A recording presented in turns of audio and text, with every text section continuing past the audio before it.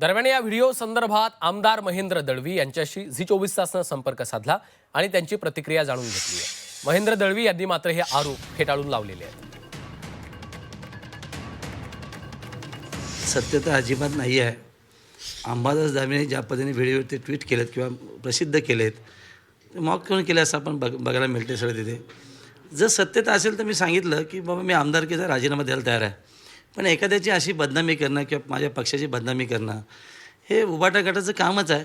पण त्याच्यामागे मला असं वाटतं नक्की की रायगडच्या आत्ता झालेल्या निवडणुकीच्या राजकारणामध्ये ज्या पद्धतीने आरोप प्रत्यारोप झालेत वरिष्ठ नेत्यांवरती, त्याच्यातला एक भाग म्हणून दिलेली सुपारी असावी असं मला नक्की वाटतं. कारण अंबादास दानवेची सुपारी मेकर म्हणून त्यांची भूमिका आहे. आत्तापर्यंत त्यांना विधान परिषद विरोधी पक्ष नेतेपद होतं, पण त्यांना त्याची पक्षाची देखील किंवा इतर महाराष्ट्राच्या विविध प्रश्नांची भूमिकाच मांडता आली नाही आहे.